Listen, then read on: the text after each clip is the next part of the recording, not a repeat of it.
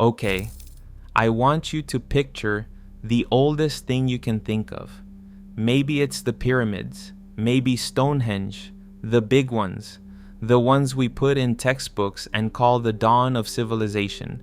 Now I want you to forget them, because there's a hill in southern Turkey, a dusty, unremarkable little hill, and buried inside it is something that is 7,000 years older than the pyramids, older than Stonehenge, older than writing, older than the wheel, older than farming itself. Somebody built it before we even knew how to plant a field. And here's the part that genuinely keeps archaeologists up at night. They don't fully know who. They don't know how. And for a long time, they had the entire story of civilization backwards because of it. So stay with me, because by the end of this, you're going to see the first chapter of the human story completely differently. And I'll show you the one discovery near the end that's quietly rewriting it again right now. Let's go dig it up. Southeastern Turkey, Şanlıurfa province. There's a ridge of mountains, and on top of it sits a mound about 15 meters high, roughly a 5-story building and 300 meters across. The locals called it Göbekli Tepe, Potbelly Hill, because that's all it looked like, a swollen little belly of earth in the middle of a wide, dry plain. And for thousands of years, that's exactly what everyone assumed it was, just a hill. Here's the first twist, and honestly, it's a little painful. In 1963, over 60 years ago, a survey team from Istanbul University and the University of Chicago actually walked right across the top of it. They noticed the stone, they saw these slabs poking up out of the dirt, and they decided it was a graveyard, a medieval cemetery, maybe some broken headstones, nothing worth a second look. They wrote it down and they moved on. Think about that. The most important archaeological site of the last 100 years, and the experts were standing on top of it, looking right at it, and they walked away. Those headstones? They weren't headstones. They were the very tops of giant stone pillars, and underneath each one, buried under 11,000 years of dirt, was a monument that should not exist. But nobody knew that yet. The hill kept its secret for another 30 years, until one man refused to believe it was just a graveyard. His name was Klaus Schmidt, a German archaeologist, and in 1994, he did something simple that nobody else had bothered to do. He went back and he actually looked. Schmidt had been working nearby, and he knew the local stone tools, the flint, the chipped blades scattered across that hill, weren't medieval at all. They were Stone Age, deep Stone Age, which meant the cemetery theory had a problem. The dirt on that hill was thousands of years too old. He later said he had a choice that day. He could walk away like everyone else, or he could spend the rest of his life digging. He started digging the next year, and almost immediately the ground started giving things back. First, the top of a pillar, then the realization that the pillar was enormous, and it didn't stop. It kept going down into the earth, and it wasn't alone. There was another, and another, arranged in a circle. These weren't gravestones. They were T-shaped pillars of solid limestone, some of them 5.5 meters tall, taller than a giraffe, and weighing around 10 tons each, standing in rings, carved, decorated, deliberate. Now hold on to that number, 10 tons, because we'll come back to it, and when we do, it's going to feel almost impossible. Schmidt knew right then he was looking at something that broke the rules. He just didn't know yet how badly it broke them. To understand that, you need to know what year it was when these stones went up. And that's where this whole story stops being interesting and starts being kind of unbelievable. So let's talk about when. The oldest rings at Göbekli Tepe were built somewhere around 9,500 to 9,000 BCE. Let me put that in human terms because the number is too big to feel. The Great Pyramid of Giza was built around 2,560 BCE.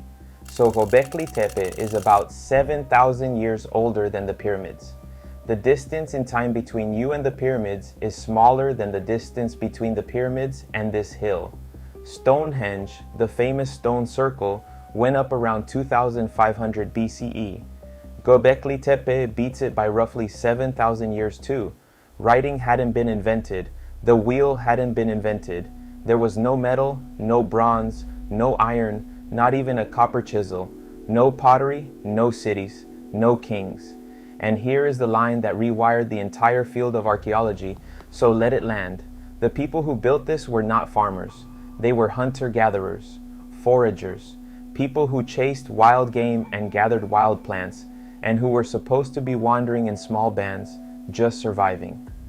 The kind of people we were taught could never build anything big, because building big requires a settled life, a food surplus, organization, leadership.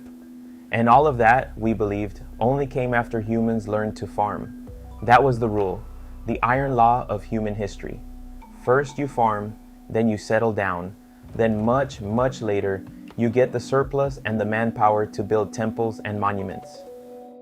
Gobekli Tepe does it in exactly the wrong order. The monument comes first, before the farms, before the villages, before any of it. And that forces a question so strange it almost flips the whole story of civilization upside down. What if we got the order backwards? What if it wasn't farming that let us build temples? What if it was the temple that made us start to farm? Don't go anywhere, because that idea is the most controversial part of this entire site, and the scientists themselves are still fighting about it. Klaus Schmidt had a theory, and it's a beautiful one. He summed it up in 5 words. First came the temple, then the city. Here's his logic. Imagine you're a scattered population of hunter-gatherers, spread thin across the landscape, and something, a belief, a ritual, a story about the world draws you together to this one hill to build something sacred. But building with 10-ton stones takes people, a lot of people, and all those people gathered in one place have to eat, day after day, which means somebody has to feed a crowd that's bigger than any hunting band could normally support. And maybe that pressure is what pushed people to start controlling wild grain, to harvest it, to store it, to plant it on purpose, not because they wanted farms, but because they needed to feed the people building the temple. If Schmidt was right, it means religion didn't come after civilization. Religion helped create it. The need to gather and worship together might be the very thing that turned wandering foragers into settled humans. And there's a tantalizing clue sitting right next door. Genetic studies trace the origin of domesticated wheat, einkorn, the ancestor of the bread we eat today, to a specific mountain range, the Karahan Mountains. And those mountains are right there, in view of Göbekli Tepe, the world's first wheat and the world's first monument, born in the same neighborhood. It's a gorgeous theory. Temple first, then farming, then the city, then everything. There's just one problem. It might be wrong, or at least not the whole story. Because in the last few years, a new generation of archaeologists has gone back into this hill, and what they're finding is changing the answer. Stay with me, because this is the part most videos won't tell you. When Klaus Schmidt died in 2014, the work didn't stop. The German Archaeological Institute and Turkish researchers kept digging, kept testing, kept asking harder questions, and they started finding things that complicate the clean, beautiful temple on an empty hill picture. Schmidt believed nobody actually lived at Gobekli Tepe. He thought it was pure sanctuary. People came, they worshipped, they left. A holy place in the wilderness. But the newer excavations found houses, domestic buildings, plaster floors, grinding stones sitting exactly where they were left, big stone vessels for storage, hearths where people cooked, and carved channels and cisterns cut into the rock to collect and hold water. That's not an empty temple, that's people staying. Maybe not a year-round city the way we'd picture one. The researchers are careful. They say the earliest evidence is still inconclusive. But by the later phases, this looks less like a lonely shrine and more like a thriving settlement that happened to be wrapped around something sacred. The lead researcher today, Lee Clare, puts it about as plainly as an archaeologist ever will. Gobekli Tepe, he says, is best understood as a settlement with a powerful ritual component baked into it. And there's a second myth getting quietly dismantled. For years, the story was that the builders deliberately buried their own monuments at the end, filled them in on purpose, like sealing a tomb. It made the place feel even more mysterious. But the current evidence points to something less dramatic and honestly more believable. The hillside simply eroded. Dirt and debris slid down from higher up over centuries and slowly swallowed the rings. Not a grand ritual burial, just time doing what time does. I know. Part of you wanted the spooky version, but here's why this matters. The real story is still astonishing, and it's actually true. These were sedentary, organized, monument-building people who had not yet figured out farming. That alone shouldn't be possible, and they did it. So who was in charge? Who organizes 10-ton stones with no king, no writing, no government? That's the strangest answer of all, and we're about to get to it. But first I have to show you what's actually carved on these stones, because it is not what you'd expect a peaceful farming people to make. Walk into one of these rings, really picture it, and you are surrounded. Those giant T-shaped pillars, they're not just slabs. Look closer and you realize they're figures. The vertical stone is a body, the T on top is a head. Many of them have arms carved down the sides, hands meeting at the front, belts, even loincloths. They're stylized people, or beings, standing in a circle, silent, faceless, watching. And crawling all over them is a zoo of carved animals, but not the gentle kind, not the gazelle and the sheep these people actually ate. Snakes, everywhere, more than any other animal. Snarling foxes, wild boar with their tusks out, scorpions, spiders, vultures with their wings spread, big cats mid-pounce, aurochs, wild bulls the size of a car, long extinct. These are the dangerous ones, the predators, the things that could kill you, carved in stone 11,000 years ago by people using nothing but other stones as tools. And let that sink in for a second. With no metal, no iron chisel, no bronze blade, just flint and bone and stone, patiently shaping limestone into giants and beasts. The skill it took is staggering. We also know now these weren't the bare gray monoliths we see today. At a nearby spot in the site, they found a life-size statue of a wild boar, and it still had flecks of paint on it, red, black, white, which means this whole place was once colored, vivid, alive, a painted temple of beasts. So what does it all mean? The honest answer, the one the actual experts give, is that we don't fully know. Maybe each ring belonged to a different clan with its own animal emblem. Maybe the predators were guardians or ancestors or gods. Maybe the carvings tell stories we'll never be able to read. But there's one more set of discoveries here that pushes past strange and into haunting. Because among all that stone, they found the human dead. And what was done to them is its own mystery. 20 seconds. Let me show you. Inside the fill of these buildings, archaeologists have recovered hundreds of fragments of human bone, around 700 pieces. But here's the unsettling part. They found almost no actual graves, no proper burials. So where are the bodies? What were these people doing with their dead? The clue is on the bones themselves. On a few human skulls, researchers found deliberate cut marks, deep grooves carved with flint tools, and at least one skull had been drilled with a hole and marked with red pigment.